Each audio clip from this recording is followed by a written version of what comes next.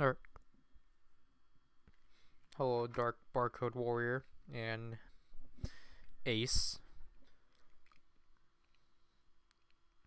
I was just adjusting stuff because I forgot to set things up.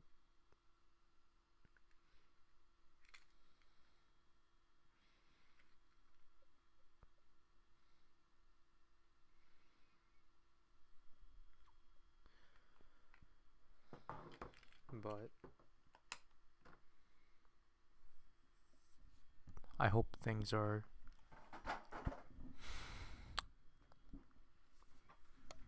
what the heck.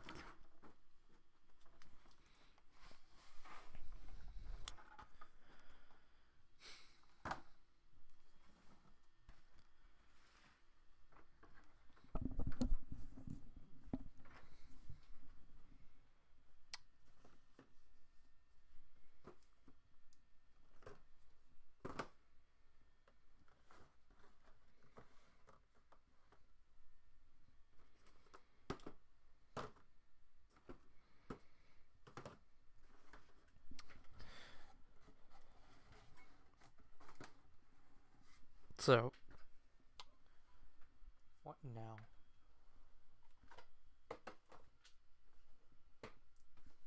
Okay.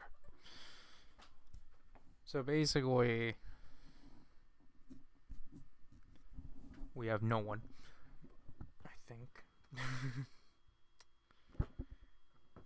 Let me check.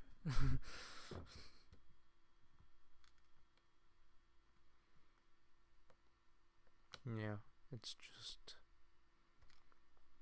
just me right now, but basically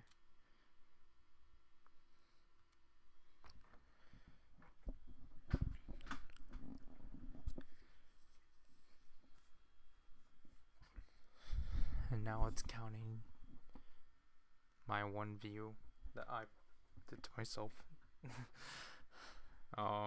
Yeah, I originally intended on having this 2 hours early. What the heck?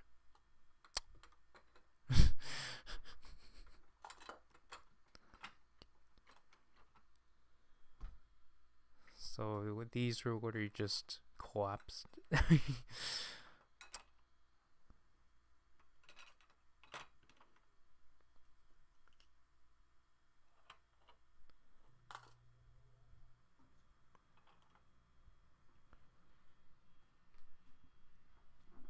I was going to do this like 2 hours earlier, but then you know, we were told like, or then like something came up, so I was like, okay, then I'm gonna have to push it back to being. What the heck happened here? I'm gonna push it back being an hour, but then I had to push it back another few hours. Not another few hours, and I had to push it back another hour. And that's why we are in the predicament that we are right now. I mean, ultimately, it's because what I wanted to cover in this stream was not going to come in on time. I don't know what's happening. I mean, like, Draken's been trying to tell me what's been happening with it, but like, I don't know. Let me fix this.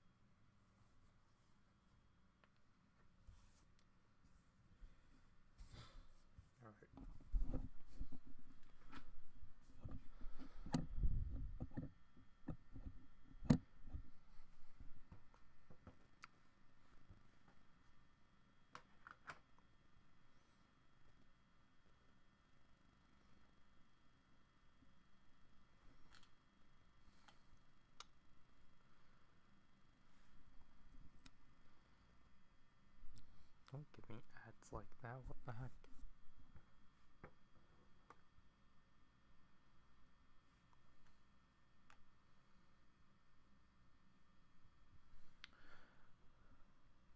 So basically, this entire stream is just us trying to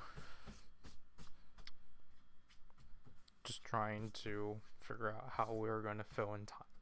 So, I mean, we do have stuff, but it's not really anything sufficient enough. But, yeah, basically with the layout too, unfortunately, the plugin I would use for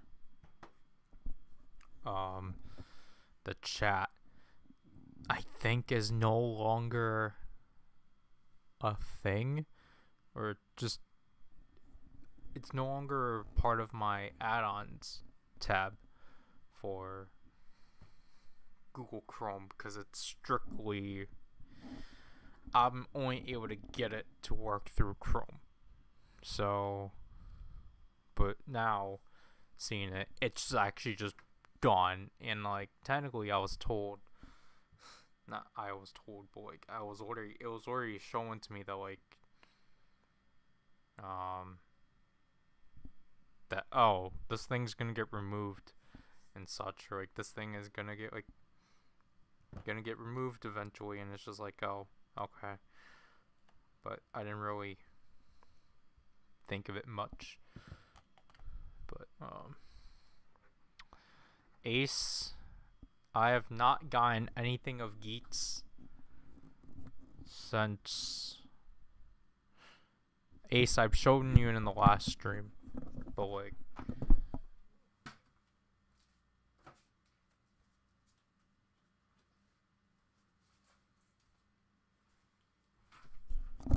literally the last Geats thing I've ever picked up was the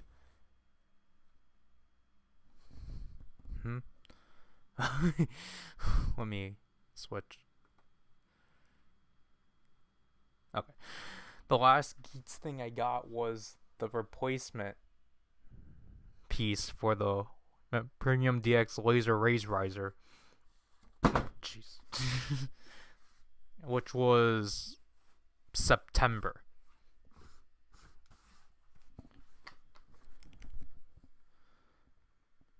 I have not been able to. I don't have the ability to get all the other Geats things I need, because I would like to be able to complete my Legend Rider collection, or my Legend Rider buckles. I just need, it was Kiva build, Oja, and Geats. Or it was the Keypad belt, build driver, the Ultra version of the V buckle, and the Desire driver. Those are the last 4 Legend Rider buckles I need to get. And then I think I told you this in the last stream last month too, but like, I only have the intentions in terms of Premium DX. I only have the intention on picking up Magnum Boost, Ninja, Beat, and Zombie, to which I did again find a service where I can actually get those cheaply, because they're the Chinese releases of those items and such. So like, that place has them for like $30 a piece, and then like the Magnum Boost set is like $40 and such. And that's kind of all I have intended to really pick up for the Premium DX line for Geats, because generally I'm just not interested in it anymore. And I think, okay, so technically I think the only last release I will actually like get through my own, like through like genuinely would want to pick up is the Fantasy buckle, or the Premium DX Fantasy buckle. But like, stuff like Boost Mark 2 and like the power-ups, Fever, yeah, the Fever slot, Bujin sword, Boost Mark 3. Like, I'm not gonna bother. It's just not worth it. Cause, and then like what? There's the Vision Driver and the Jamato buckle that still need to be put out. The Zriken would probably have gotten the Vision Driver, but for Jamato Gazer, but he didn't.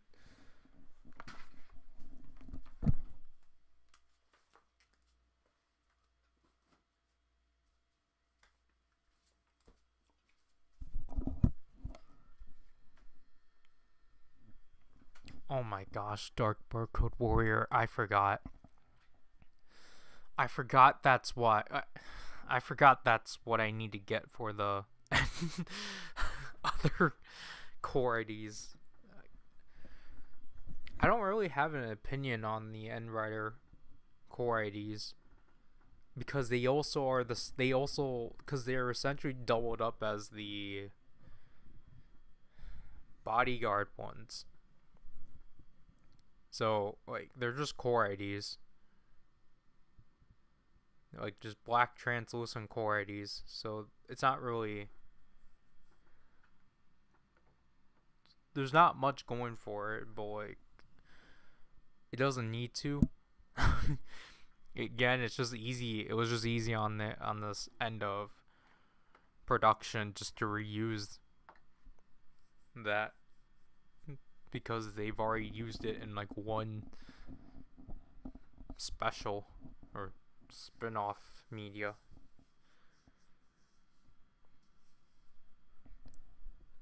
But other than that, like, yeah, like just I don't really have any priorities in Geats. That because technically I think one of the only things I can actually obtain through what I listed was, or what I really want to like try to complete is technically the build driver, raised buckle, but like other than that, it's just like I still kind of regret not catching on with the Ultra version of the V buckle because like that thing at one point was like $23 and was like, I'll probably get it later and such, but then no, that thing like skyrocketed in price. Keybat belt, just I don't get it. Like there's no, I feel like people are only scalping that price just for the sake of it because they did it the prior year with Revice. So,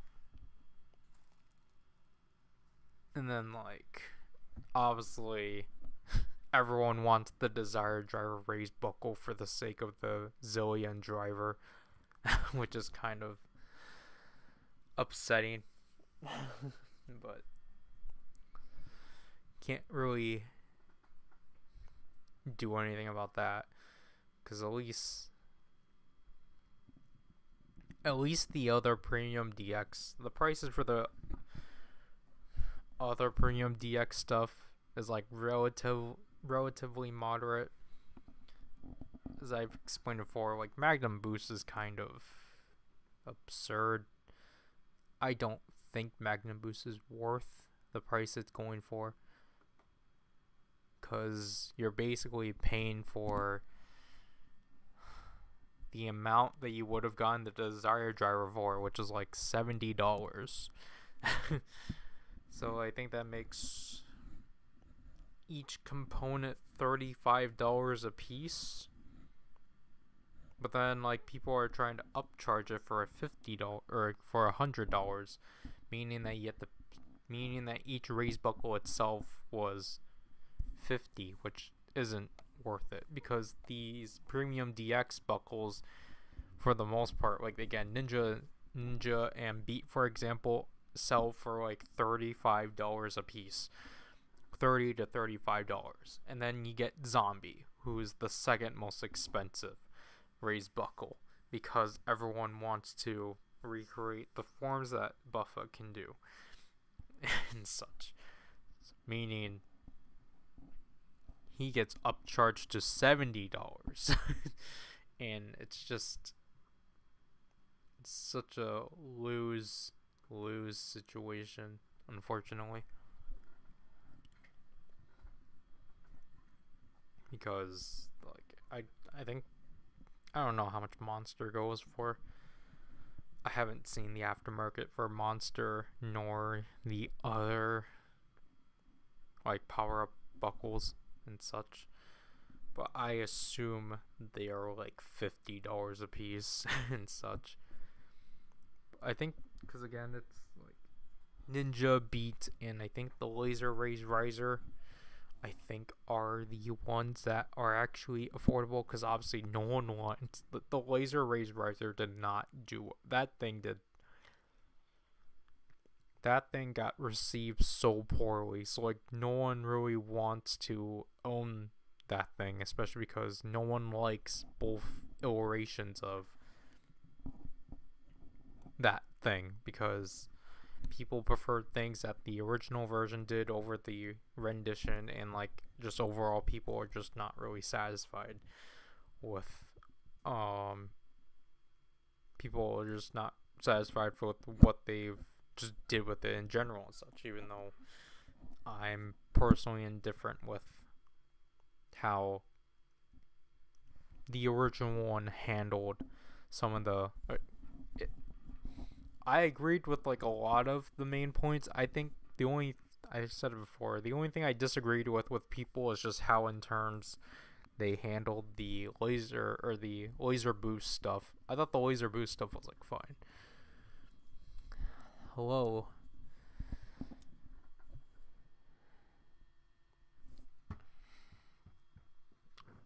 I want to actually try pronouncing your name. Because, like, I apologize to you that I've been, like, constantly trying to, like, evade it.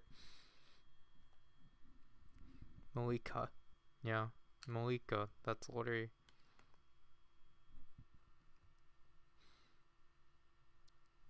Yeah, it's just Malika. You know, I apologize that I've not been... I apologize I've not been, like, proficient with, like, trying to, like, call you out. But, like, with everyone else, like, you know, it's simple. So I want to try and improve that this year for sure. But, like, yeah, so speaking of Go Juju, because this announcement was basically we've already made this announcement in the first Arc stream, but, like, Arc is going to be the last new toy line we'll be covering on the channel for now and such. So,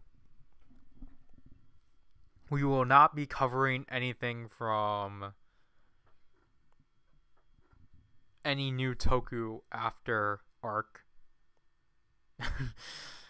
Or, like, at least, like, I guess to specifically say we will not be covering any Japanese Toku after Arc.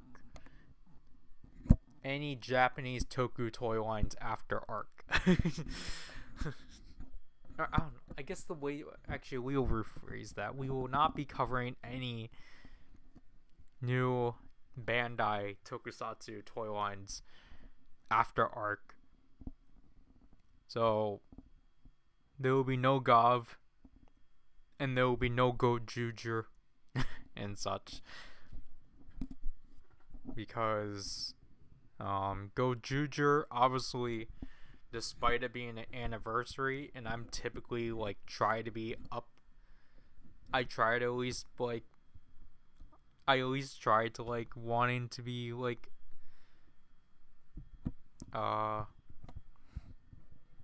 wanting to like collect anniversary series, but like I was already turned off with the fact that the Tegasword is literally the changer and the mech, and I don't want that.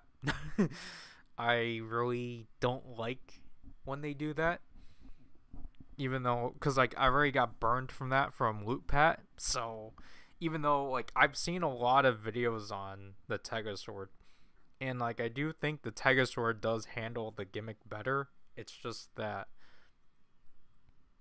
I don't know. We already know that obviously at this point memorial editions are inedible, ineditable for Sentai now. So it's just like Sentai Rider, no, Sentai and Ultraman kind of had the same fate of like, it's just, you go through the effort of like covering through these lines, and then they obviously slap you in the face at the conclusion of it and be like, oh well, we just put out a more expensive version of a toy that you've been playing with, and like, yeah, technically in a way, these like premium versions of these toys are supposed to be like commemorative in the sense of like, hey, thank you for supporting this show. Now we'll give you a more high detailed version of the toy that you've helped us support, that you helped support throughout the year. But the issue is that they don't, especially with Sentai, and if it's like a gimmick based one, they don't do enough to help memorialize it and such. Instead, they just literally carry over the same stuff from the DX one, just in a higher quality speaker, and call it done. They don't go through the effort of like, because the thing is that like, obviously, yeah, like I don't mind that. At the same time though, give us a mode that has all of the in-show stuff, so then it's actually valuable. Like, give consumers both options of basically like what CSM does, of giving us the option of like, okay, here's the DX version, or here's DX mode, but then here's memorial mode and such. Sentai doesn't do that. It does it selectively and such, because it's just more like, especially with the Gearlinger and the Dawn Blaster, those two things obviously did a lot in terms of like the core gears. But then when you use the Senpaiger gear, it's just like, oh, it's just the same thing like the DX one, and it's just like, it's just not really the value isn't there and such. So I don't know, if I were to like, if I do like, it's basically gonna be how I handle Decker. I will wait and see. If I do like, we will see what they will do with the Memorial Edition Tegasword and such, and like we'll see, if, for example, with the Silver Tegasword, for example, if they'll actually bother and add the transformations of the previous Sentai and such, because literally with, obviously, I've not watched any current Reiwa tokusatsu, or Japanese tokusatsu and such, but obviously with all the clips around from Gojuger, obviously with Kuwagata Oger, or Universe Senshi Kuwagata Oger's transformation, it's the like main jingle from the Tegasword, but then it does end with the instrumental of the King Oger transformation. So like, I'm hoping like if they do eventually put out a Silver Tegasword, that's gonna be like the big selling point of like, oh hey, like this thing actually has the transformations, or the transformation jingles of the previous Sentai, as opposed to, what they're doing with the original Tegasword, of just like, even though yes, we know like whenever like Goju Leon will transform into Boon Red, like obviously no one's going to be surprised if we're going to hear like Bakiage, Tire, Boom Boom Boom and such. But like, again, I would prefer if they, whenever they release the Silver Tegasword, that we will get, just to differentiate it. But yeah, you're right, Malika. I did say, like if I had to go into why I stopped kind of collecting mechs, and before I get to that, hello Megadon, like ultimately the reason why I stopped collecting the mechs was just because like, I got burnt off of it from the loot pat line, and it probably sucks because, like, you know, the loot pat line was my first mech line I've had and such, and I was excited for it, but I just felt like the concept for it felt really like the conceptualization of the loot pat mechs felt really random, and then, like, obviously we know that, like, it's just things. It was the build of the toy line of Sentai, where they just kept changing things throughout each quarter. And so it's just like, what we got was, like, cool and all, but it's just like, it just, the VS vehicles definitely were random and such. And it's basically after that, it was kind of because of Loot Pat. I think my appeal for Sentai mechs kind of, like, dipped and such. So, like, I have not cared for a Sentai mech since Loot Pat and such. Like, no matter how hard they're gonna try to make me care for, like, Kishiriro and stuff like that because of his agility and such, it's just like, I don't care. Like, and then, like, I don't know, I just don't think Sentai mechs have been that exciting since Loot Pat, despite them going with the angle of, like, oh look, like, oh look, we got, like, articulation and such, and it's just like, no. Like, it's like, overall that stuff doesn't really matter and such, because it's just like, you can cover up, basically you're just trying to cover up your, like, lack of precision, and, like, just trying to, like, hide, I don't know, you're just trying to hide your lack of innovativeness with, like, oh look, it can actually move now, and it's just like, who cares?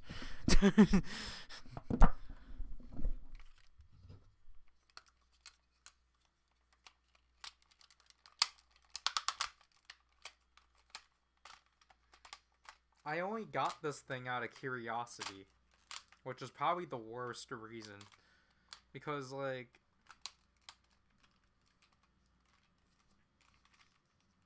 because I knew, like, I did not like this thing when I saw it and such. I don't like the changes and the sacrifices they have to do just to, like, because, and especially the thing too is, like, this thing is, like, this thing, the price for this atrocity is the price of the final mech. There is a price of a final mech, and it's just like, what makes this worth final mech price when it does, like, when it does less than the original Kyoryujin? This thing doesn't have sounds. This thing should minimally be the same price as King Oger. But I don't know what Bandai was thinking about. Of just like, nope, we're just gonna price it as if it was a final mech. And that's why I make the joke of Gabatira's the final mech of King Oger. Because he's priced as one.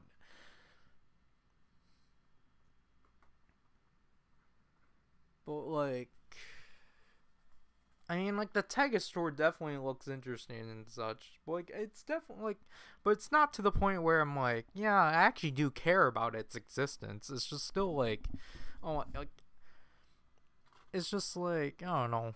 It's just, I guess a weird way to phrase it, there's, like, there's something missing about, like, Sentai mechs for me and such.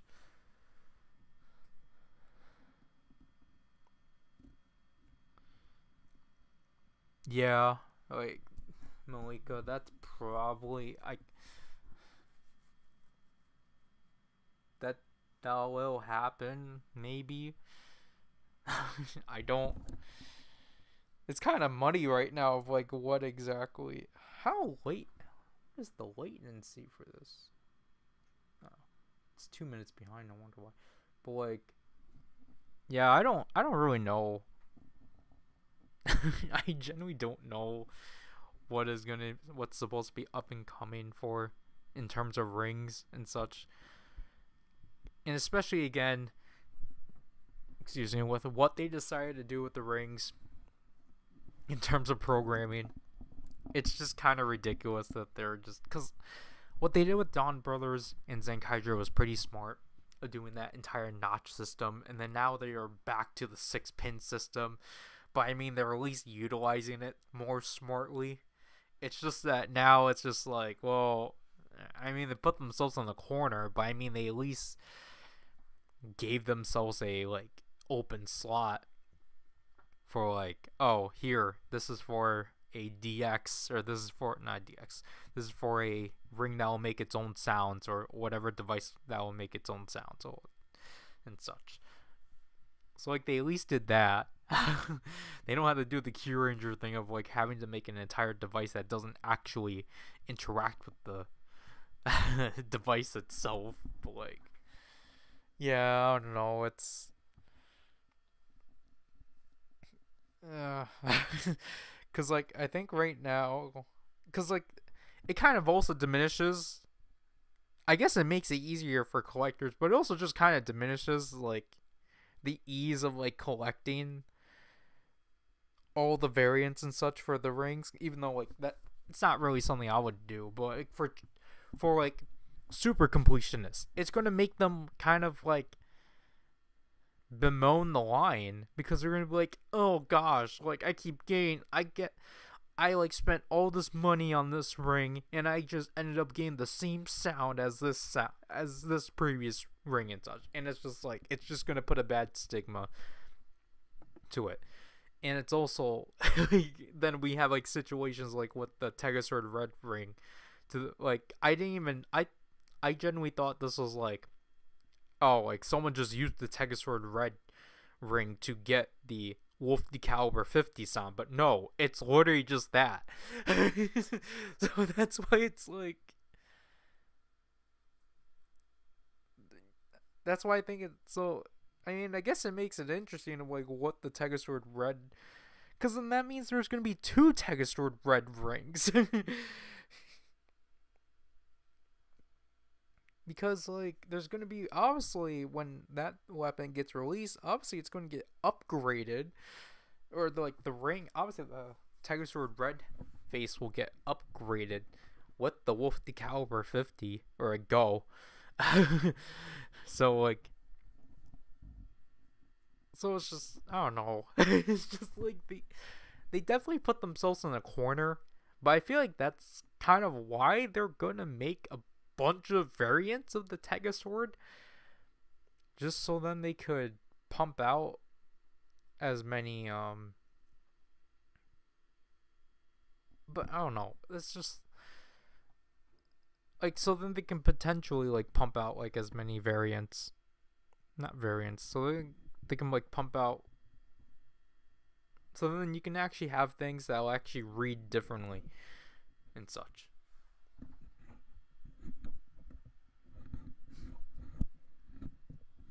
Yeah, the Tegasword, I mean the Crimson Tegasword Red, I think we were told that's like the 4th variant. Or that was the 4th variant we knew about, because obviously we have the like golden Tegasword. We have the silver one for the Universe Senshis. We're gonna get, well, technically the crimson one is the 3rd one, because the 4th one, the Tega June, is a black repaint and remold. So instead of it being a sword, it's a gun. So like that one is like for like rival, or that one's like for the rival character and such. But it's like, again, it's like, would they actually go through the effort of like actually doing more rings, or because like I don't know, it's like I feel like we're just gonna get, I feel like the Sentai rings basically are just gonna end up being like Dawn Brothers, where it's like, okay, obviously we'll do the reds, here are some of the 6, and then like here's some random blue Senshis. but it's probably not gonna be that extent. But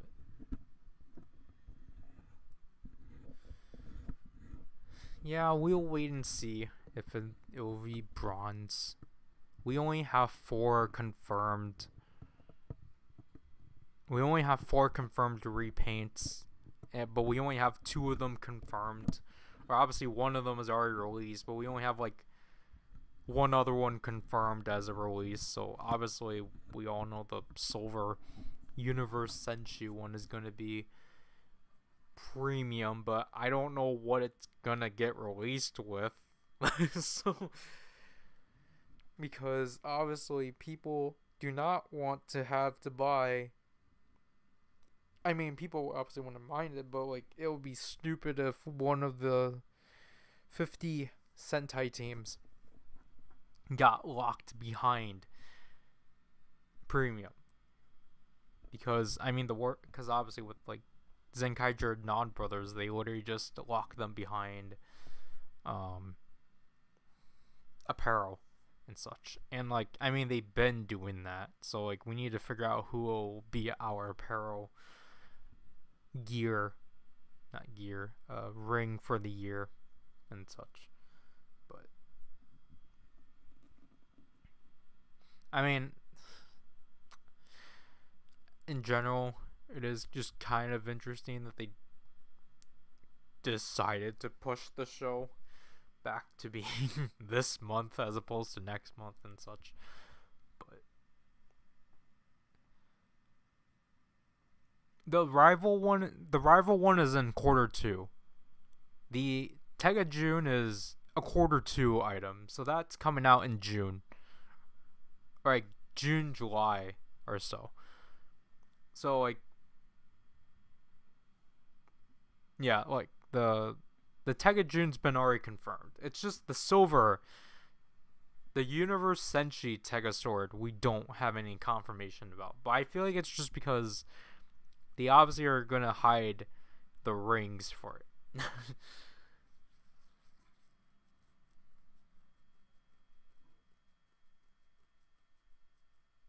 But to address your question earlier, or to go back to a question you said earlier of like about Gojuju, the only thing I really have confirmed that I'm gonna be picking up is the action hero Goju Wolf, just because I suckered in on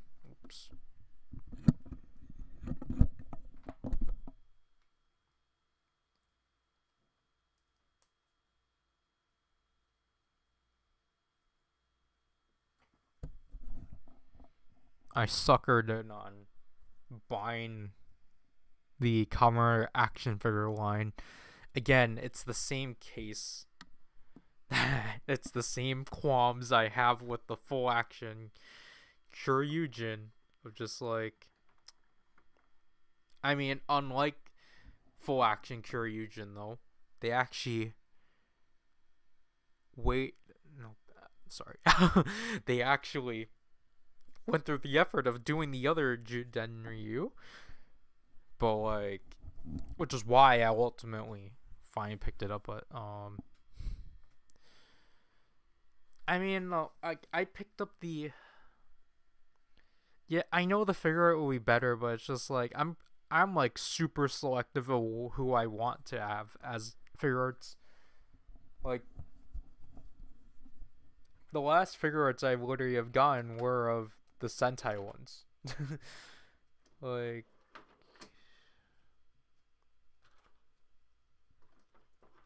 Don Momotaro lost his Zonglass sword.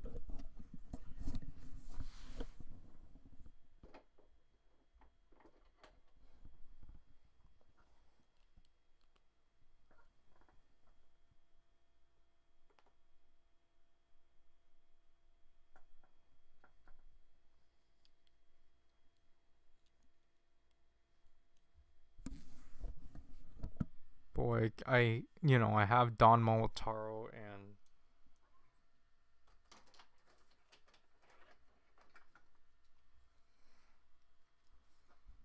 Zen Kaiser. and like I want to get 2 Kaiser and Zen Kaiser Black, but like I mean, it also just doesn't help that Writer hasn't really done figure art releases I've wanted, so I've just been relying on what Sentai does. Yeah, Zen Kaiser collected a lot of dust. And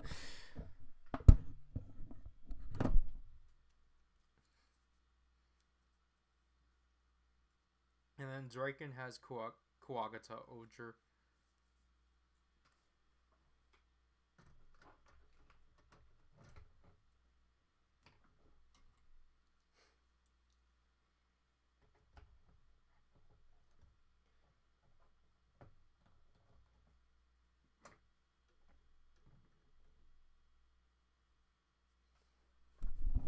But like basically, I'm just it's just more of like I might as well give um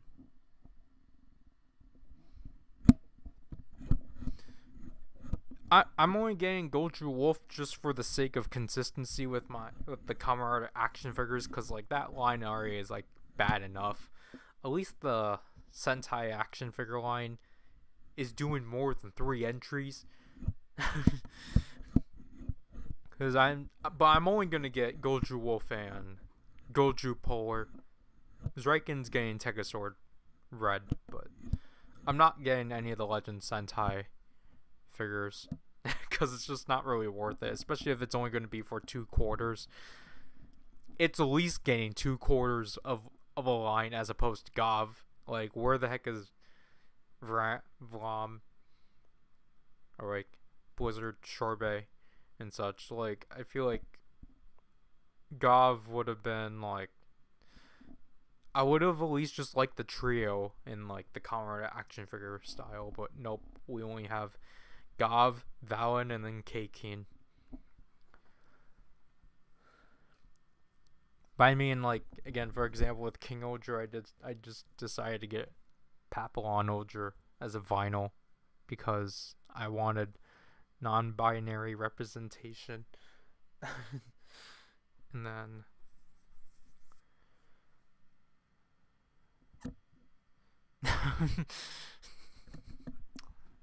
yeah, I would just watch that be a Sentai upgrade or SH Figure Arts upgrade kit. But I mean, it's not necessarily that they're more expensive, because like honestly, I think their prices are fine. Especially what Zenkaiser and Don Momotaro provide, their prices are actually like pretty good. I think Kuwagata Oger is the only one that's kind of iffy because of the fact because the King's Weapon is you have to buy Kuwagata Oger for it.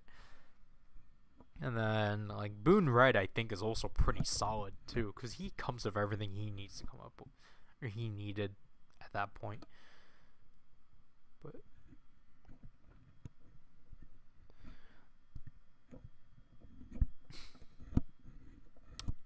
it's not necessarily Toei making it a mess. They're actually just making it more straightforward. I think people are just overthinking it. Because literally, like, this is what people have been kind of clamoring for since Zenkaiger. Because people obviously were like, I think it was in a Telvikun issue for like Rue Soldier, or I think for Psycho Battle. But like literally, like Lupat they've always been separated as 2 different teams. They've never been acknowledged as one team. Like obviously they will be acknowledged from being the same show, but they are always counted as their own team and such. So like Lupin Ranger and Pata Rangers, the Lupin Rangers and the Pata Rangers have always been Sentai Team 42 and 43. It's just that Zenkaiger made it convoluted, or like made it weird about the fact they were both labeled as 42, but at the same time, I don't really see a flaw in that because of obviously Zenkaiger was going by season, and like obviously technically with how that show was going, each Sentai was their own world, and obviously the Lupin Rangers and Palta Rangers do take place in their own setting, so it does make sense that they would be World 42 and such. It's just that with Go Jujer, they're not going by that logic. They're just acknowledging them as their own team and such. So like, yeah, while it's silly that Zenkaiger is team like has a 46, like that's kind of how it's always been. Like Zenkaiger has always been team 46. It's just that they're the 45th series, and like they were the 45th world and such. So there's like no hoopla of like, oh wow, they messed up, or like, oh wow, they like there's everything's confusing. No, they just streamlined it. It's just people overcomplicating it. They're like people overcomplicating a non-issue.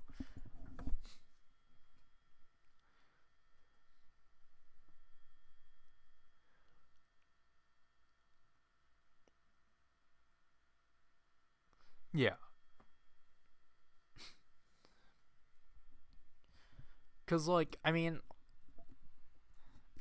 Toy's strategy, I don't I don't disagree with them. I think this is actually a pretty perfect direction for them to go to, because like obviously they, I think especially with like stuff like, I mean, obviously they started trying to do this huge shift since Superhero Senki, or basically since the last anniversary stuff. And I think it's basically, I think ultimately it's Toy knowing that Power Rangers is no longer a thing anymore. So it's just Toy, I think now is like, oh, okay, now we actually do have the freedom to the extent of actually doing whatever we want with this franchise, and like trying to like strengthen it and such. So like, um, that's why the last few teams have been the way they are and such. But like, I do think like this is a really strong direction that they're gonna go with Sentai and such. And like honestly, I don't honestly like I feel like people are um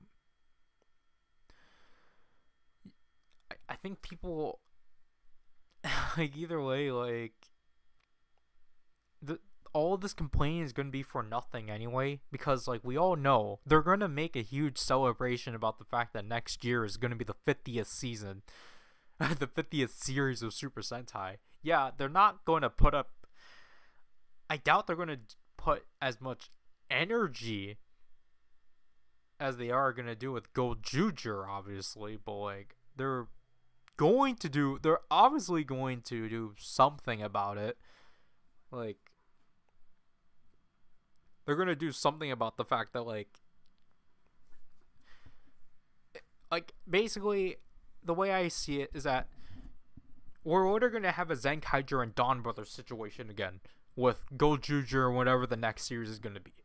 With obviously Go Juju right now being like the big actual anniversary year, and then the next year still carrying some anniversary elements despite it not being an anniversary. But I mean, this time they actually are celebrating another milestone for the franchise. So I'm pretty sure we're gonna get another Dawn Brothers or Zenkaiger and Dawn Brothers situation, but like not obviously not to the point that like the two happen to parallel with each other. Like I don't think we're gonna have that extent again.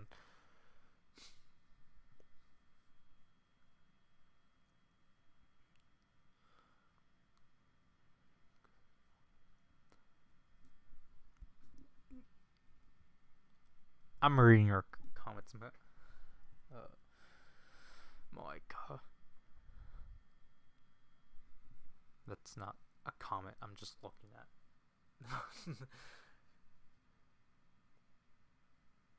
Yeah, because like obviously I don't see them ignoring the fact that they've reached 50 series, because like look at Gotchard for example. Gotchard went all big about the fact that it wasn't like, obviously it wasn't in your face about it, but like Gotchard did celebrate a milestone of Heisei. It's just that it wasn't like, they didn't make a big hoopla about it of like, oh, like 25 years of Heisei Kamen Riders. It was just more of like, here's Legend and such. And like, yeah, obviously like Legend is a different topic, but we'll, sorry about that. But you know, again, still like I'm pretty sure we're gonna get something like Legend for the 50th series. Yeah, exactly. So it's like, you know, Gotcha being the 5th Reiwa era series and being the 25th year of Heisei. So it's just like, you know, not necessarily like, I'm pretty sure we're just gonna get something like that for Go Juju, or like, the series after Go Juju and such. So, cause then like,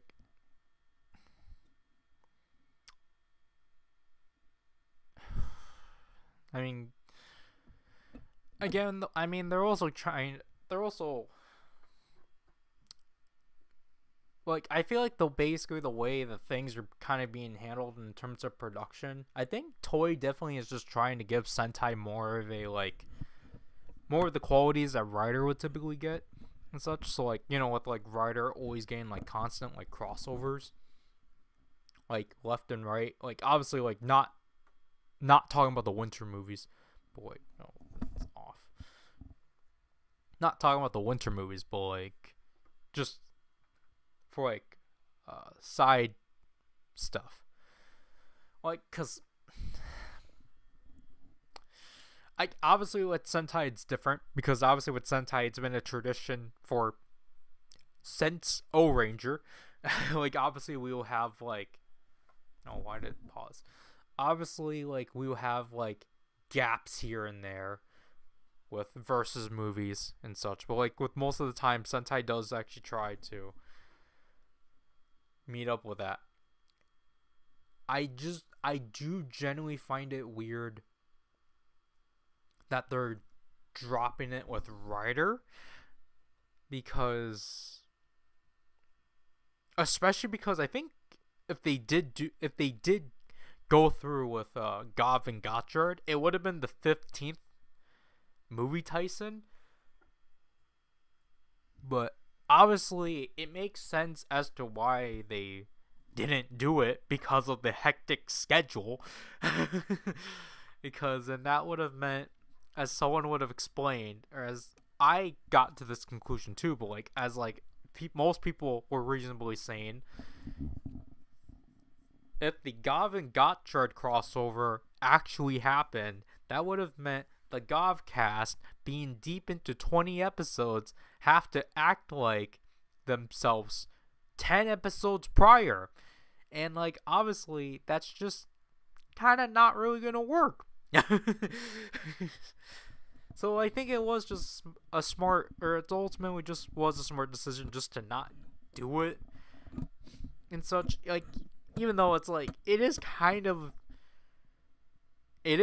disappointing that they're dropping out on the winter movies and such, because the winter movies tend to be the ones that I like the most out of the series and such, because I feel like the winter movies actually have time. They actually do have the time to actually flesh out the stories and such, and like they tend to be the most exciting.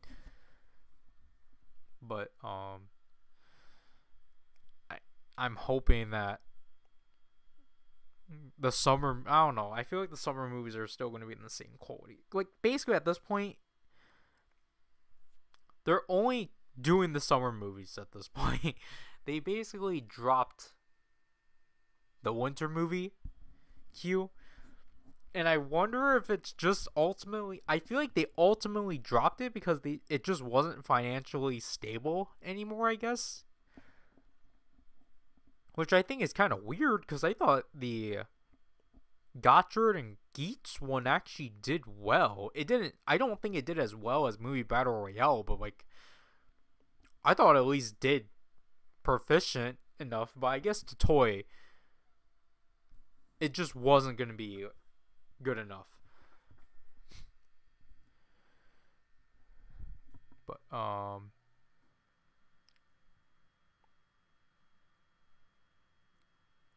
yeah, obviously, I do eventually. I mean, I don't know. I still want to kind of do a video just talking, discussing about how Saber would have cameoed in real time.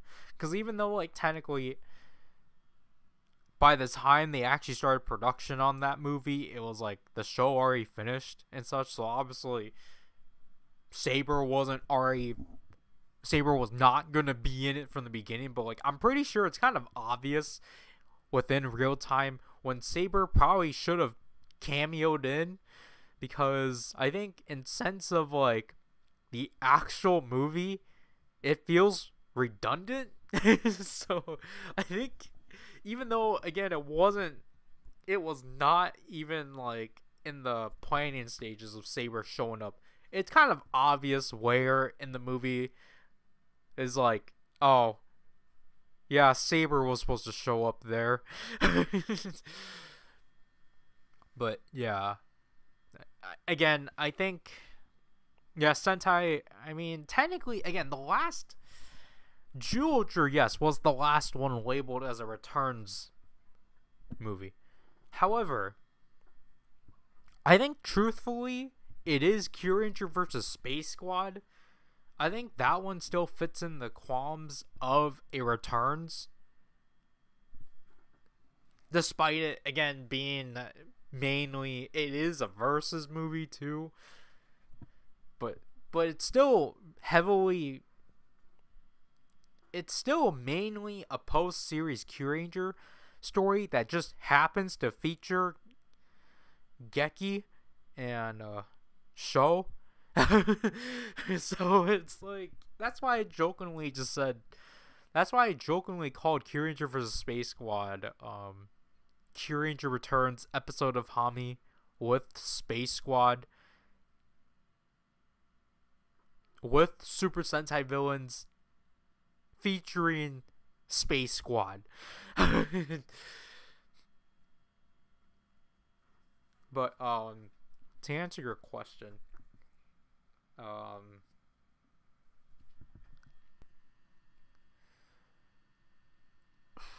when will they start celebrating the 55th anniversary of Kamen Rider? Oh shoot, is it this? Is it really? Huh. I feel like wow, it's actually gonna be next year already. Wow. I feel like they will do it the fall of this year. I don't think they would do it in the fall of the year of the anniversary. But I mean, technically, the 50th anniversary of Kamen Rider did take place. That did take 3 years to get all those projects out. None that I have watched. So, but most of it's just that I didn't really care for it, or just like it's just not really. I don't know. Maybe I will. But yeah, I feel like it has to be in the fall, or not the fall. I think it will be the summer of 2025 of this year. But then again, I don't know. Actually, you know what?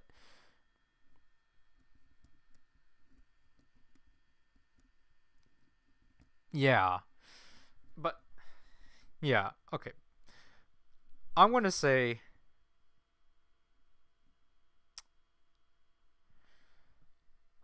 man, yeah, it's because like thinking about the 45th anniversary, because like I was thinking of the 50th anniversary, because technically that did technically start. I mean, that technically started at like the end of 2020, right? Yeah. No, not the end, but like the beginning of 2021. And then the 45th anniversary, the 45th anniversary, they started at the end of the year, the end of 2016. And then it got carried over into, no, not 20, not the end of 2016, the end of 2015, because that was when they were promoting the Legend Rider, uh the like Legend Rider series for Ghost and such, because those were tied into Kamen Rider Ichigo.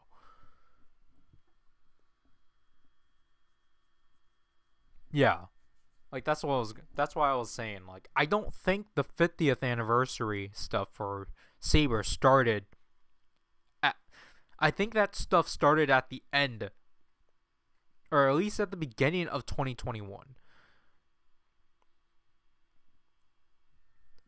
Because I was going to say it started at the summer of 2021, but that I'm just thinking about when they actually put out the Legend Henshin belts.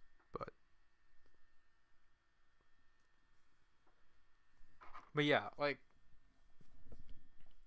because again, it would be kind of neat if they did do a thing like what happened with the 45th anniversary and such, where like we got stuff at the beginning of the year, then we didn't really get anything in the middle, but then we got like a bombastic conclusion at the end.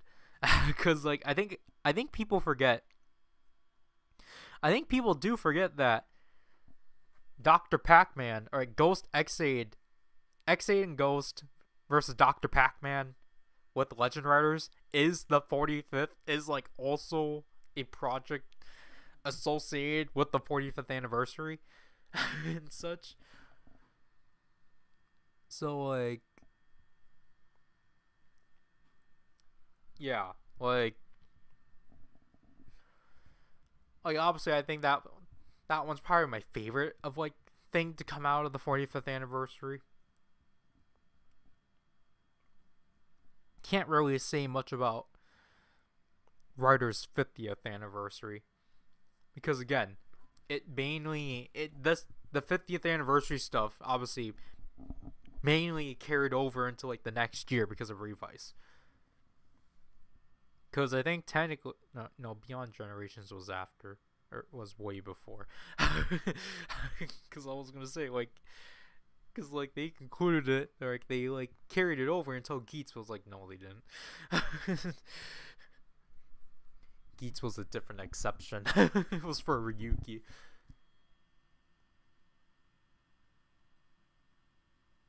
Yeah. Um. I don't know where you're hearing there's not going to be a new Ultraman series. The new series is Arc. No, not Arc. Omega. the Omega is going to be the series, or going to be the next series and such. It's just that they're actually like trying to incorporate Zero's 15th anniversary into the mainstream, or the main like series right now, as opposed to just side content and such. So like that's why we're having like Zero focus stuff.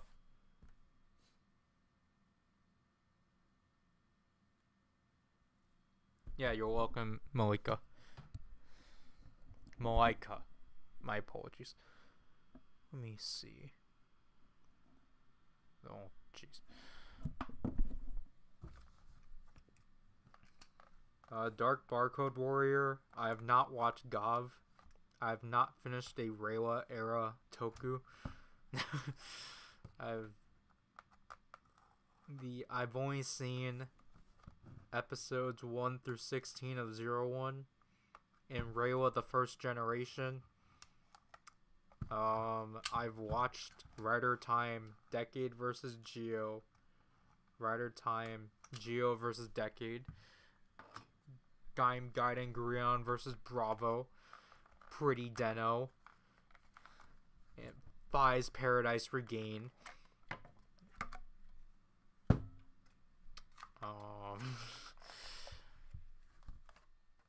I don't think there was any Sentai stuff I was able to watch.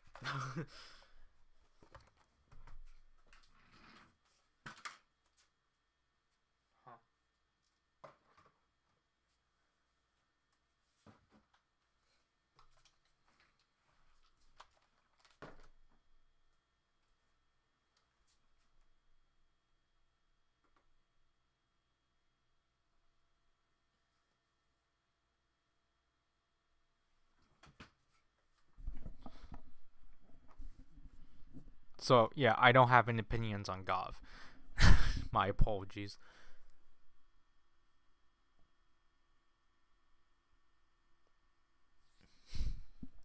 Well, I mean, like, basically, I still have a backlog of things I still have not opened. So, like, I still have some, again, as I've shown earlier to someone else, like, I have a backlog of premium stuff from Build that I've still yet to cover, that I've not yet covered because I don't have any retail. I don't have a complete retail set of Build stuff, but like, I got the Blizzard Knuckle, Prime Rogue, the Grease Perfect Kingdom, Cross Level, and then like, again, I still have some premium DX stuff for Geats, and then we still have Outsiders stuff. I have Outsiders stuff that I've not opened at all, because I still have the Tassel Dark Wonder Ride book. I have the Gaikotsu Ninja Den Wonder Ride book. Then we have we have the 03 unit. And then we have the Gotchard Geats and Revice Ride Watch set. And then I have the Dead Man, or the Glacia's Dead Man set that we still have yet to open. And then, like, there's still gonna be, like, smaller things. But, like, I don't want to spoil what they will be, because the original plan for this stream was that I wanted to cover something, and allude to like what is being covered in now August, but I guess I'm gonna have to wait next month for that, so which is unfortunate.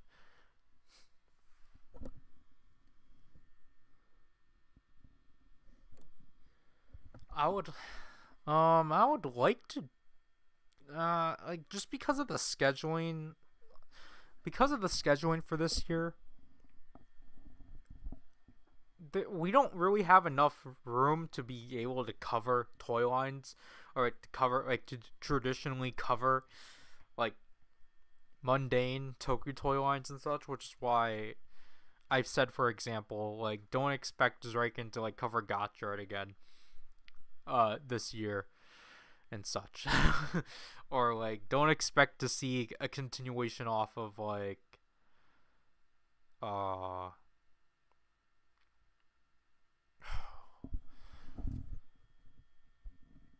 don't know what series, but like, that's why I only made the exception of like, basically, I think Ultraman's the only exception to like series that get continued and such, because Zet's gonna get covered again because we didn't finish Zet, and then obviously this stuff is a part of it, but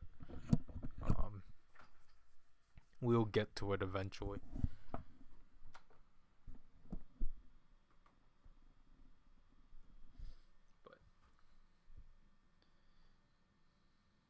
get a look at the Saturn armor cube.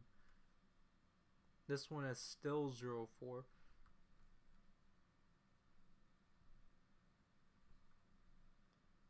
And then it's B001.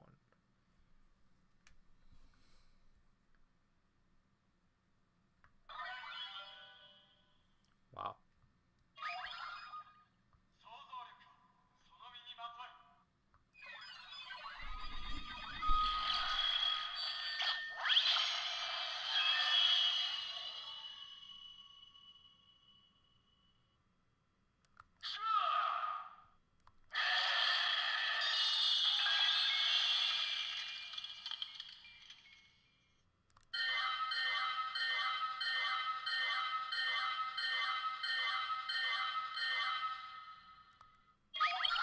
So the finisher for that one was the Saturn freezing. So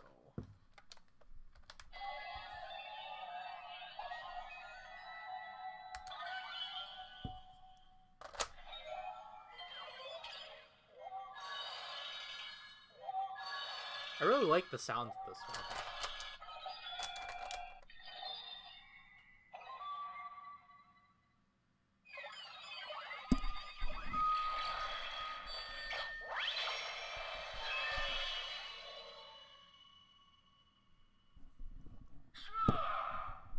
I tried increasing the audio, or my microphone audio, or my microphone volume from the last stream because it was really quiet. And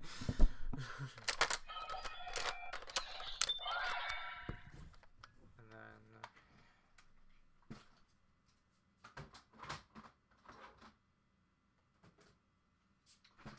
unfortunately, this is not really going to be different.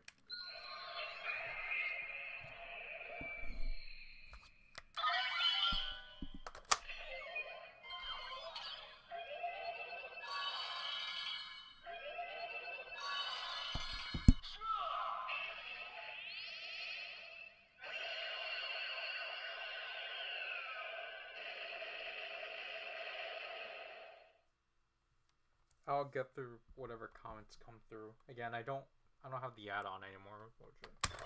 So yeah, obviously this uses the same track as the normal art cube. Oh jeez.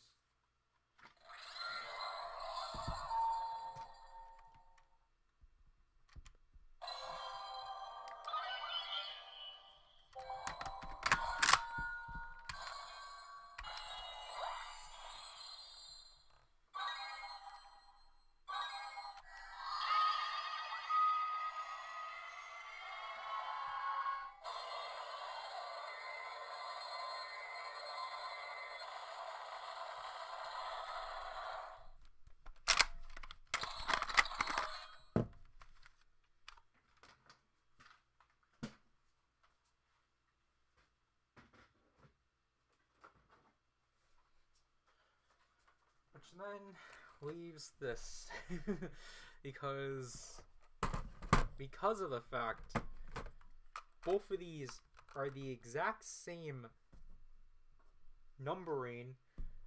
They're both number 4. So that means I'm gonna have to remove the 015th cube out of here and then replace it with the Saturn cube. So now we have all the core Arc cubes. Obviously Arc, Solus, Luna, Galaxy, Saturn, and Blazar. So that's nice to have. Again, I'm really happy the Saturn armor has a cube because it's my favorite. You can be disappointed at the sounds, but honestly, it's actually kind of nice hearing it after owning it.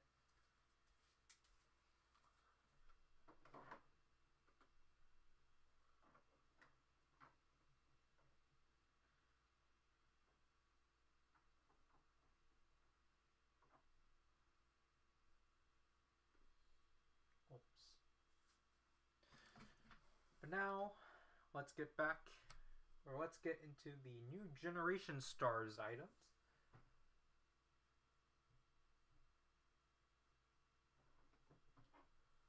To which we have the Ultimate Bracelet and the new generation brooch, and the Ultra Zero Eye, the Sound Ultra Narikiri. I think we'll get into this first, just because it's pretty simple. It might be the most baffling selection, or the most baffling choice, but honestly, I mean, I got both of these for a specific reason and such, because obviously people are gonna bring up, well, you already own an Ultra Zero Eye from 5 years ago, the re-release of the Revenge of Belial one. So why did you bother getting, I think, the third Narikiri re-release of this toy? If we can, why do they make this so difficult?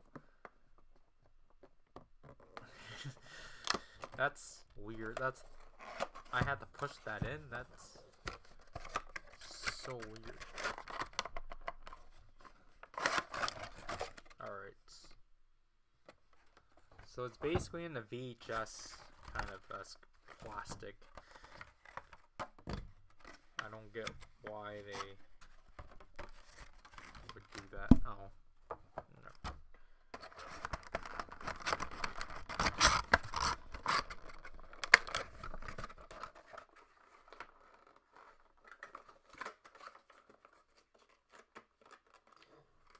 So, looking at this, it's basically it's just smaller for sure. However, and it's tighter too. But basically, the biggest thing with this release, honestly, I think this is actually a lot more comfortable as opposed to the gun mode for this one, and it helps that this one's actually tighter. This one's pretty loose, but yeah, the button is thicker.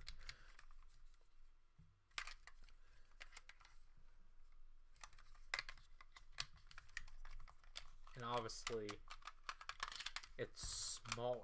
It's severely smaller and such, and a lot more narrower, because this is actually a remolding of the Ultra replica version of the Ultra Zero Eye.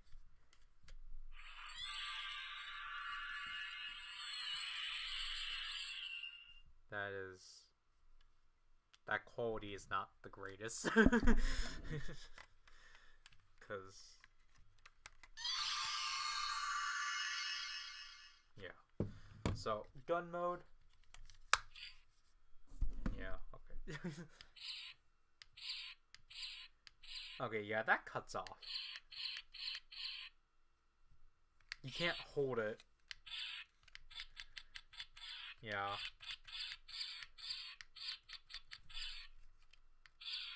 Alright.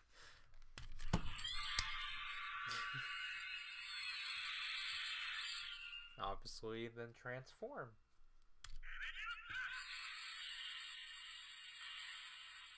Huh. Oh. You have to hold it.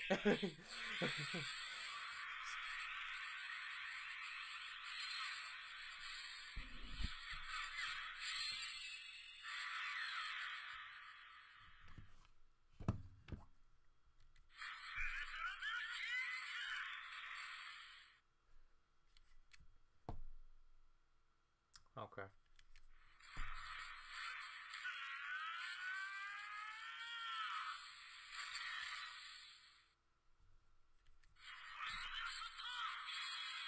This thing has 4 attack sounds?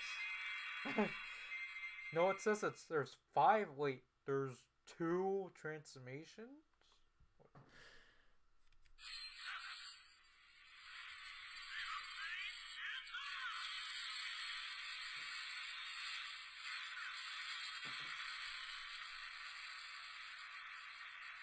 Is the second one without the blades then?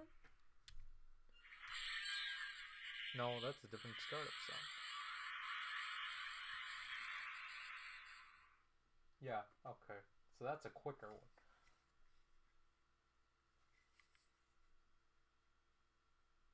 Why is this so behind?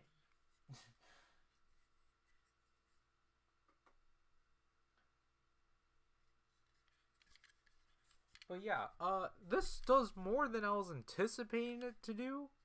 But at the same time, I think what hurts this is the sound quality. So let's do them both. Cause so you just press this one. This one you have to hold down.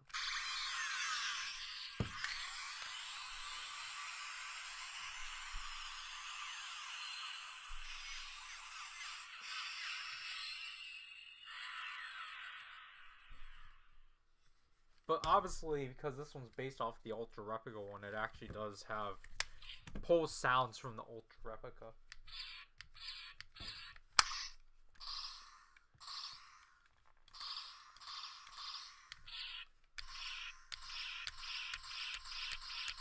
Honestly, though, like I think the gun mode here is a lot more comfortable.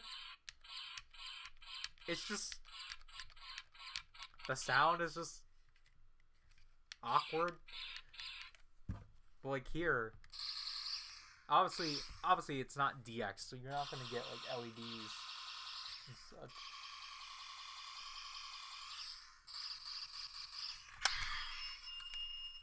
And like you're not gonna get like that and such, because obviously the original. This is where it'll typically light up, but and obviously like it's definitely a weird. You're definitely getting a weird look of putting this up to your eye, because again the Ultra Replica did it too, of where you no longer have a visor, a translucent visor, because obviously it's trying to be prop accurate, so you're just looking into that.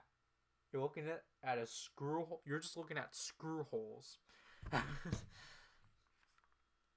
at least, yeah, you're just looking into screw holes and your eyes being weirded out. But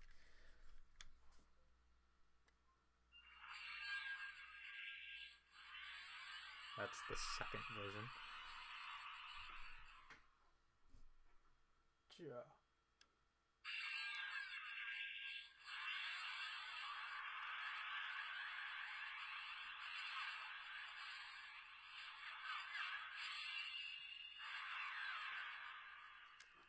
But I mean, the 5 attacks are pretty neat.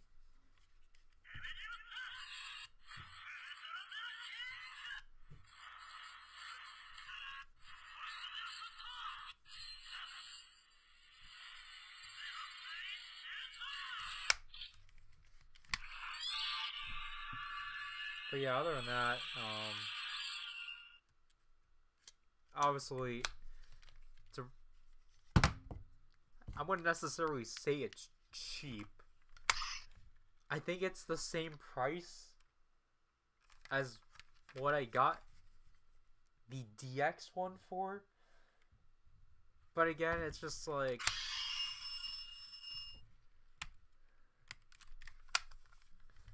I think honestly, I just think the Ultra Zero Eye is just one of the most like timeless like tokusatsu transformation items in my opinion. Like this thing is just, I don't ever mind like more than one of these things. But obviously, again, like I said before, this is mainly because this is of the Ultra Replica mold. Again, it's slightly retooled, but for the most part, it's the Ultra Replica version.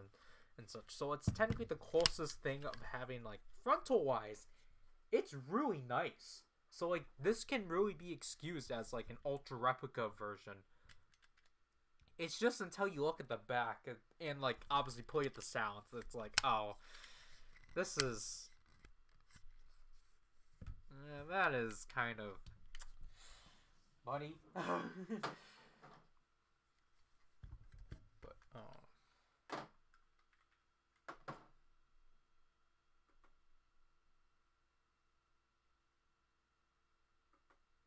speaking of ultra replica molds, we have the new generation bracelet that basically accompanies this. But again, not really. This is obviously the second ever DX release for this thing, even though technically it was originally credited as, when it was released back in 2012, it was credited under the Saga brace.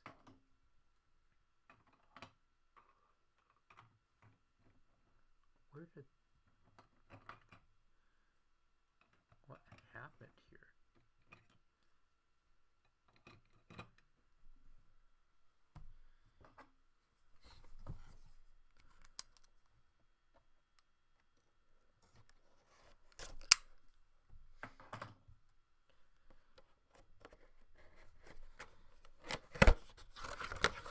It's just weird that these recap shows don't ever credit themselves as being a part of the recap series. But alright, that is...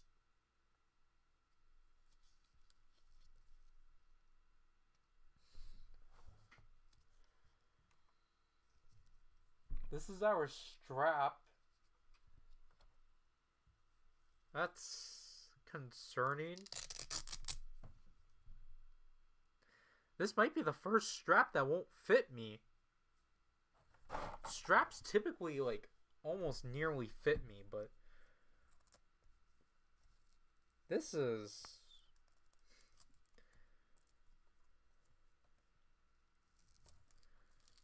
okay, so it does. Alright, maybe it's not as bad. We will see, because that is weird.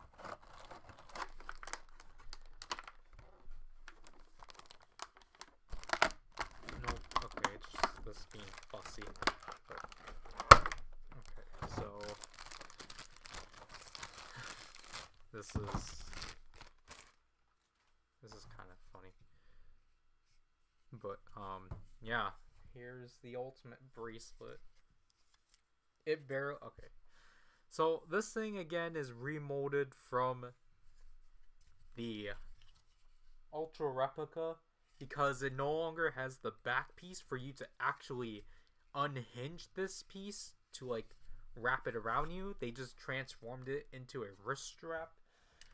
And then also the biggest piece of proof that this is the Ultra Replica. There's the... they don't... you can still remove this piece, so then you can transform it into the Saga brace. But obviously, you can't do that unless you own the Ultra Replica version of this. Because that's why there's two switches here. Because I think the one down here is for Zero mode, and then the one for the right is the Saga mode. But there's nothing of that anymore and such.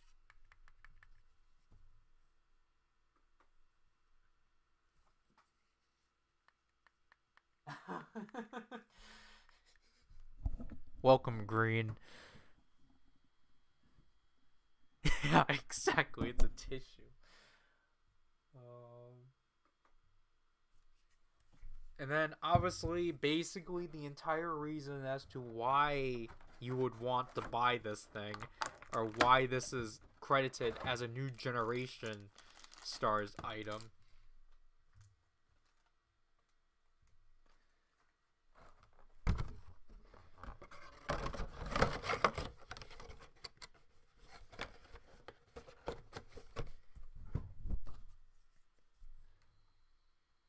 The new generation brooch. So it's just a piece of plastic. It doesn't do anything, but obviously Ultra Replica years from now is going to have a, they're going to put out this thing as a item and such, and like obviously it's a clip-on and such, so stick it to anything and like voila, you got the new generation brooch. I kind of wish it would have been hilarious if HLJ did do the new generation brooch or the new generation mantle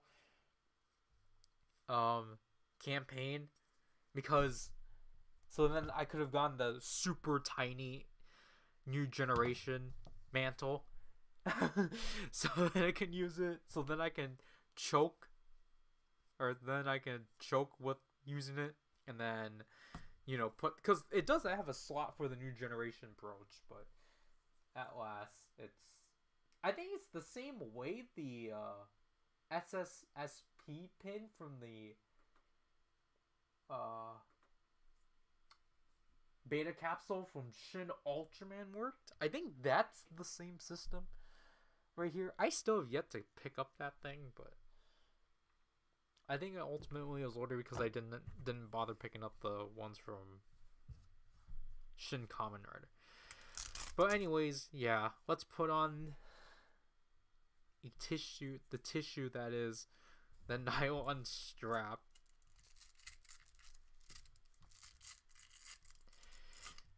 It just, I don't know, it's kind of weird that they, I guess just because the original one did not have a strap. The original one did not work by a strap. It worked because of a loop.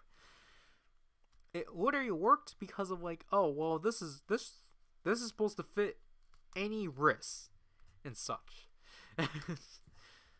But now they like enforce a strap to it, which makes the appearance weird.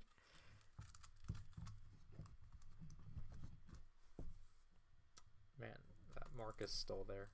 That's kind of unfortunate. So yeah, okay. So this is how this works. So yeah, okay. So that's how this works. So the strap's supposed to be like anonymous basically, but it's just, it clearly just doesn't, it, I mean, I'm surprised it fits me and all, but like, yeah, this just this definitely is a weird illusion of like putting this thing on. But anyways, let's, like, I don't know, it's like, if only I can, I don't have the Saga brace now, so like, if only I can open this up, but I can't because the Saga brace doesn't exist, or the Saga brace portion doesn't exist. But anyways, speaking of Saga, let's go through the sounds this makes.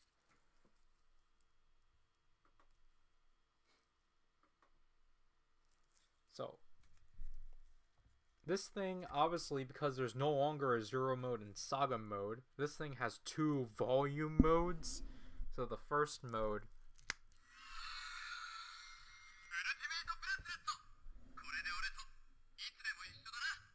so that's normal volume, and then this is low volume. Alright.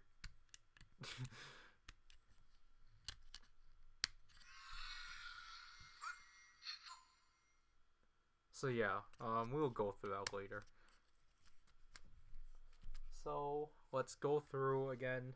Oh, actually, let's go through the phrases first.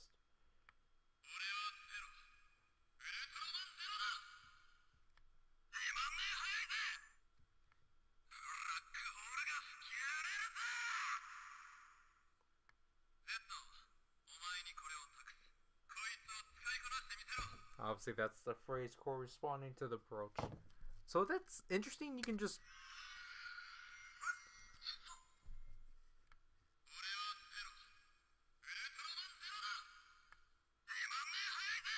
I don't know, not really.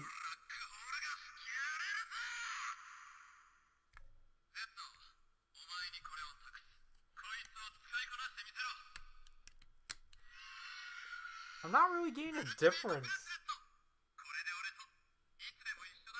in terms of volume. But I'm pretty sure that's literally its purpose. Let's check.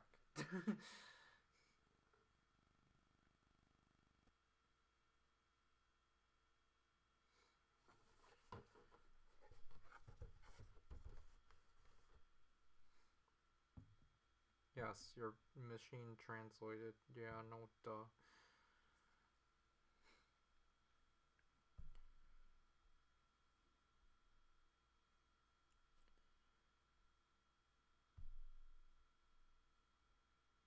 Translate the entirety of this.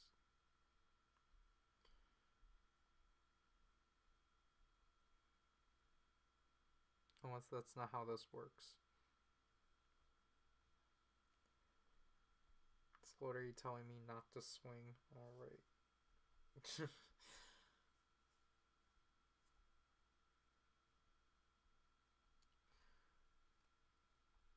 But again, from what I know, I think it's literally just low volume mode, basically, is what they call it. Which again is weird. A weird way to use that second switch, because I don't think they needed to, but you're mainly just gonna keep it in the main mode. So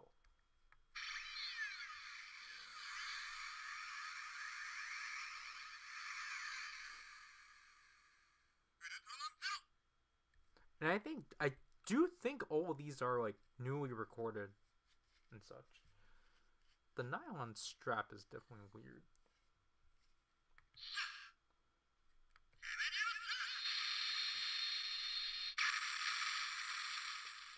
So you get 3 sounds per form and such.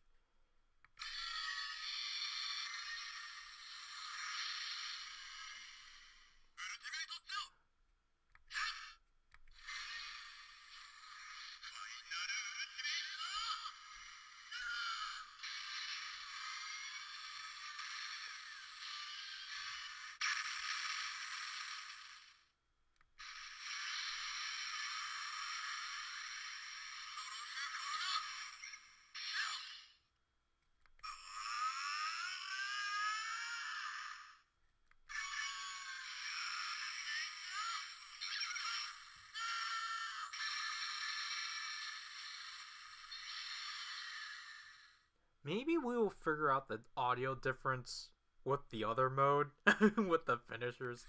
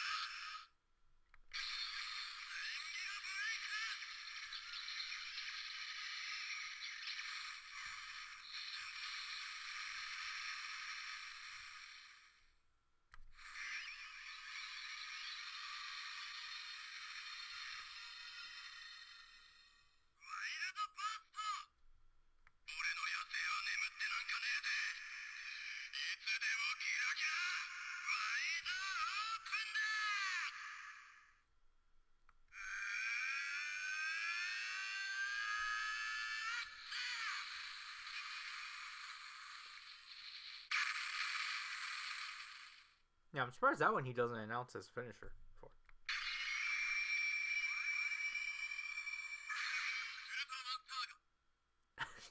I kind of wish it played the entire thing for this, but I get that's not the whole point with this one. But also with this toy, they went back with him voicing being the grunt for Saga, not a weird like like a hiccup.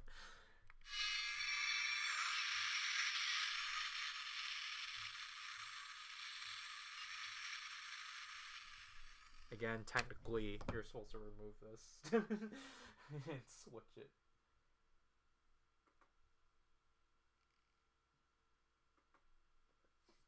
Yeah, speaking of switching.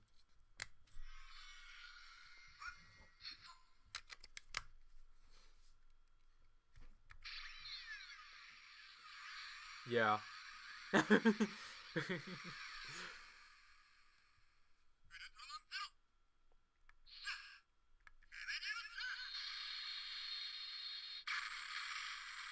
Yeah, this one will definitely be.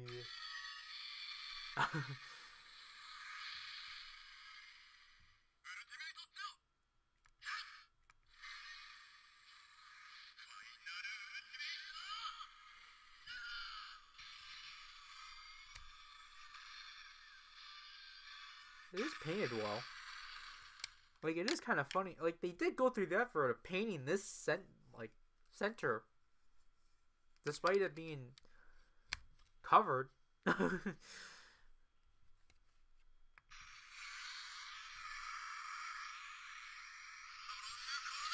Speakers right here.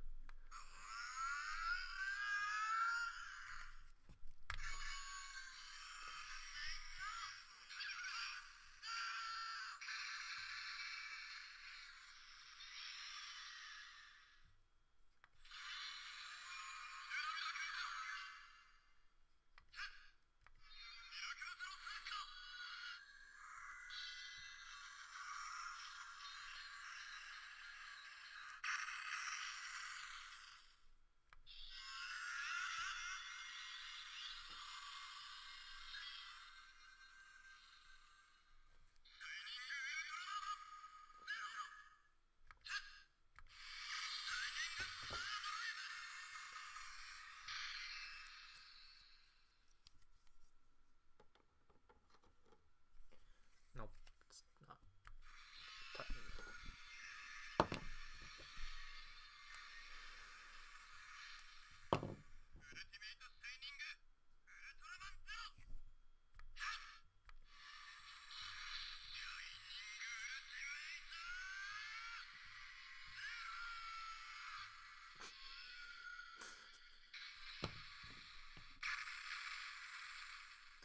Man, I just realized this. The new generation brooch really did take all the paint budget of this thing. No.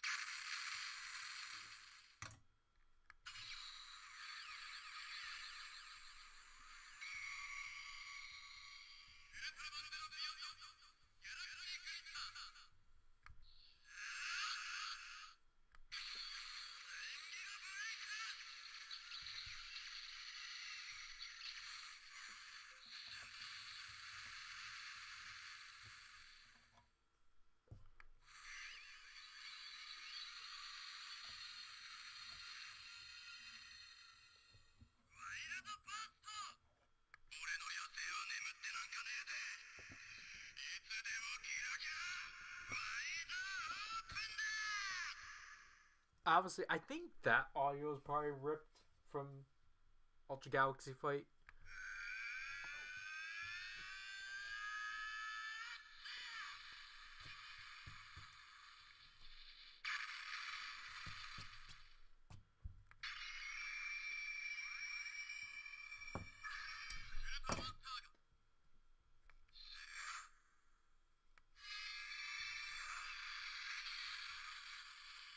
Oh my gosh.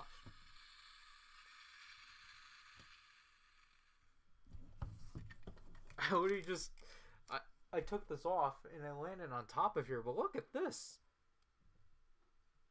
Doesn't that look neat? But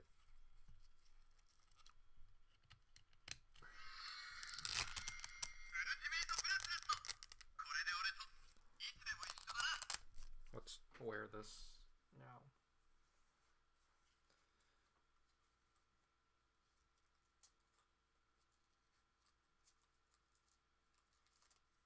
Alright, yeah. I think the way I have it on now is probably a lot more comfortable.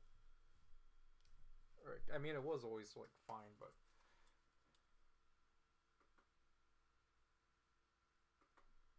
It's definitely an interesting... I don't know, like, it's kind of weird, because, like... It feels weird wearing, because, like, again... The brace is supposed to be here. The clasp is supposed to basically be here, but I guess all the extra plastic for this part, this took up and such. So like, yeah, it got replaced by a strap, which I think is probably helpful and such. But like, it's definitely weird. Just not having a completely closed strap. But I get it's just so then you can actually remove your hand out and such. But like, definitely, I mean. It's cool. It's cool that something like this is finally like. I mean, the ultimate bracelet has always kind of been been released, but not in a DX capacity. It's always been released in like the Zero Narikiri sets and such.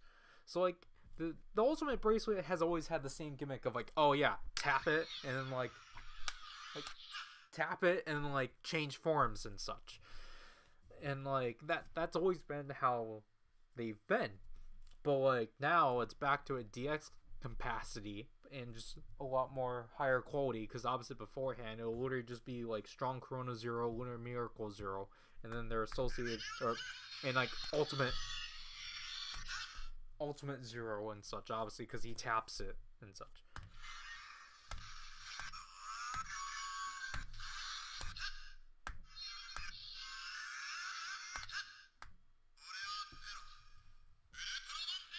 And obviously they had to add phrases and such.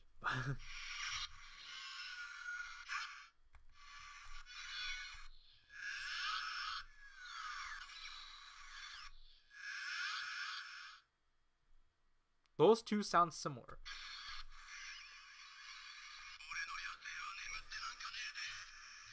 Well, obviously.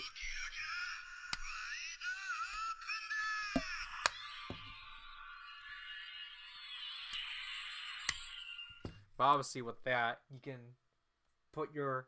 But obviously with this now, you can put this out. You can thrust this out, and then like the Zero Eye will show up. And then now you can grab it. Oops. And then transform.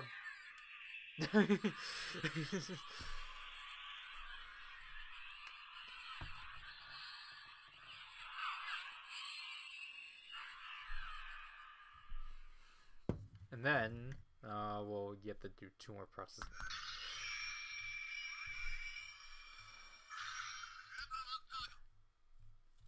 There. And then...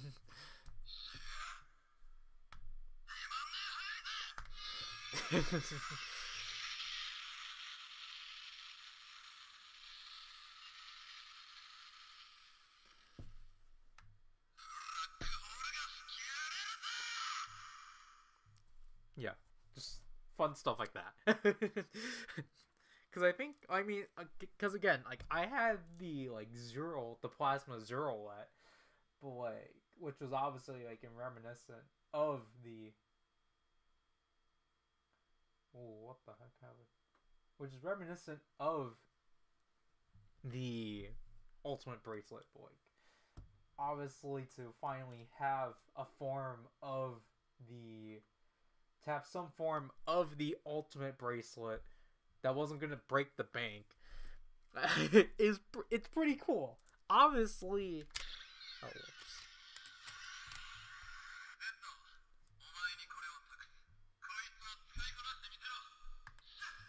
Obviously, I think it would have been cool if we had the Ultra Zero Mantle summoning sound, but I think again this is my thing too. It would have been cool if we would have had the ability to transform this into the Saga Brace. Because again, like, Saga is cool, and like I'm glad they still acknowledge Saga, but he's clearly the most obscure one out of this entire list. This guy hasn't appeared in like 12 years. So but everyone else, like, oh jeez. Like, obviously, like, people are going to be like, what the heck is a wild burst? What is a galaxy glitter? Like, kind of thing. Like, obviously, people are going to scoff on his ultra, or like his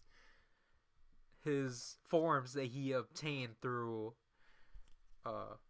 Ultra Galaxy Fight, but it's just like, these were at least seen, or like, these at least like had integral moments, and then you have Saga, who just feels, out of all of these, feels the most niche.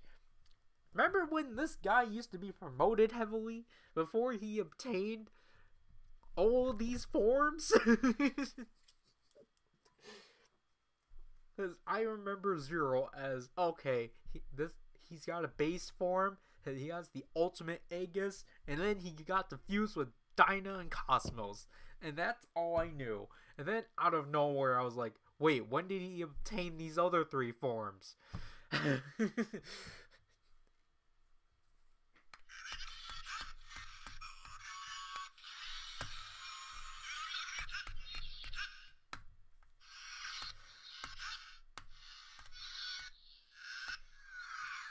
Bulky course.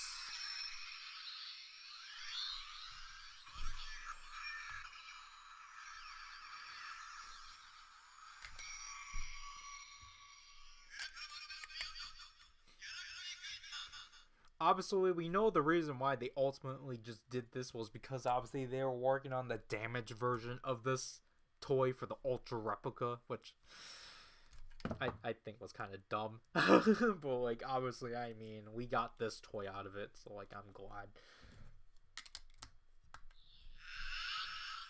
I don't know. I feel like Galaxy Glitter is probably my favorite of this selection, besides Saga, because I don't know. I think the fact that Galaxy Glitter is even a thing is just kind of hysterical. Like, this all started because of the figure art.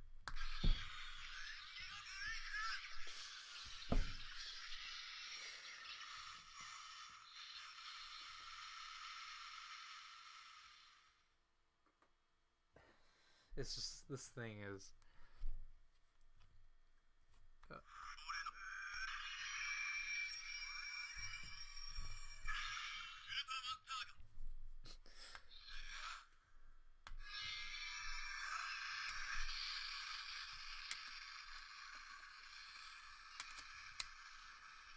like, obviously, like, there's the unfortunate thing of where you have to tap through.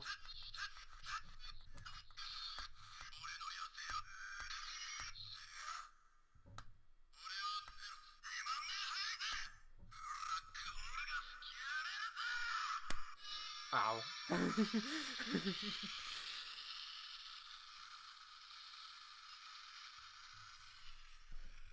Like, you have to tap through, obviously, because holding it is the phrase. Because obviously, that's probably why they got rid of this back part, because that's where the buttons were. That's where the buttons were for the phrases. So that's probably ultimately why they got rid of it. Because I don't think the buttons were here for the phrases and the phrases in BGM and such. But I think the damage version got rid of the buttons back here because again they just made you press everything.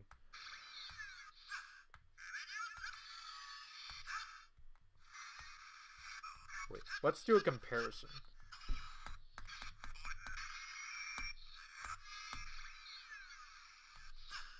Because oops, it's not it.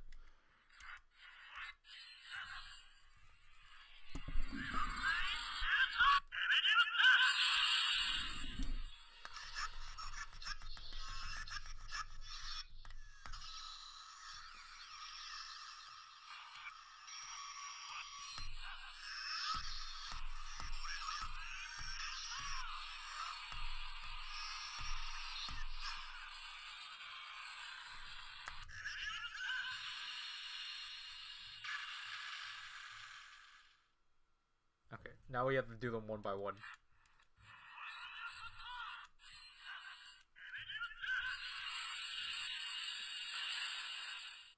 Okay, that one faded out.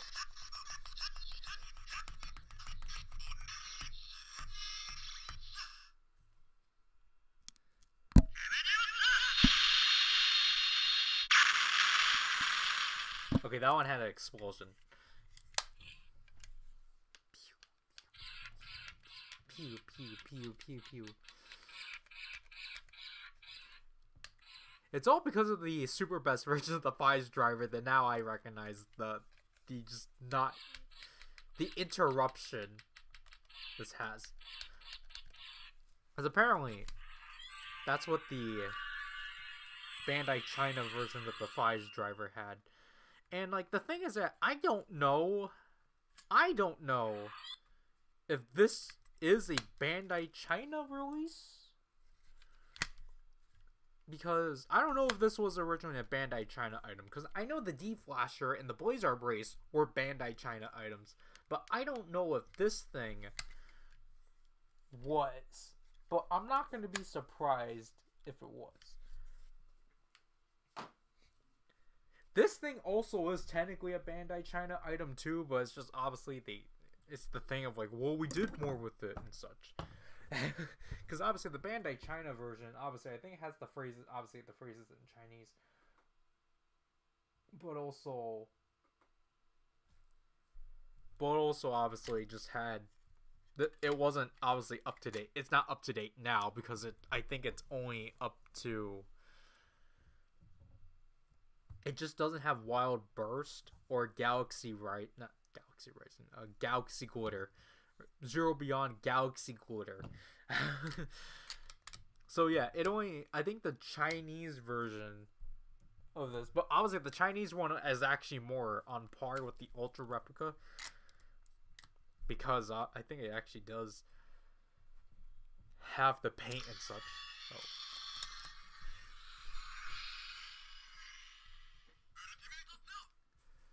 But yeah, I don't think, because I think the Bandai China one was released to coincide with, I'm sorry that I'm constantly taking this off, it's just that I really would like if I had the Saga Brace segment. But like, yeah, because I think the Bandai China one was made to coincide with Ultimate Shining. Yeah, Ultimate Shining Ultraman Zero and such. Which, oh, I missed the Gardenated Buster.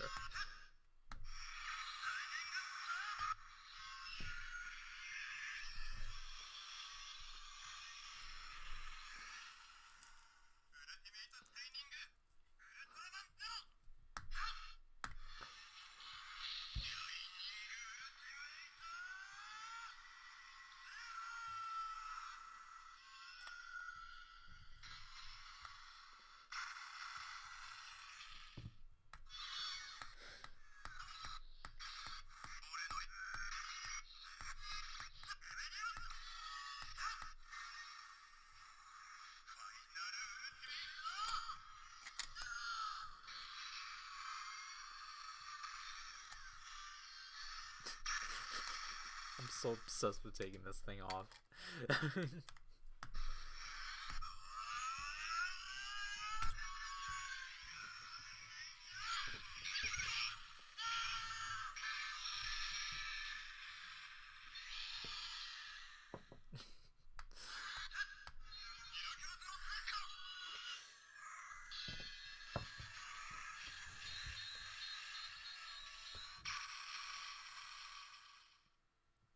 But yeah, I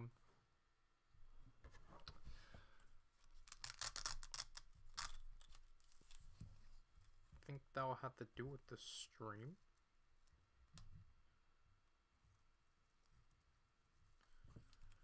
Oh, jeez.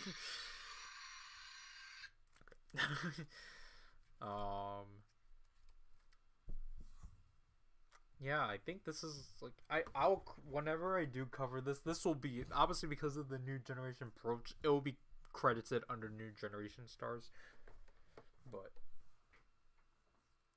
this thing it's credited under Ultraman Zero, even though technically that's not correct, but we'll have to do. But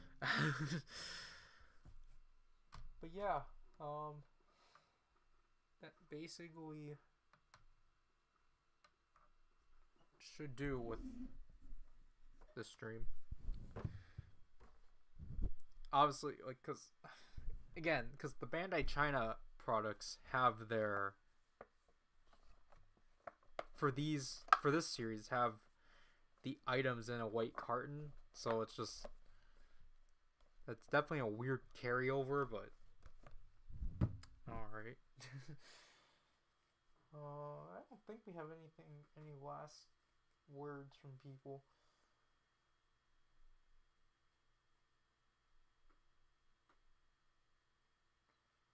But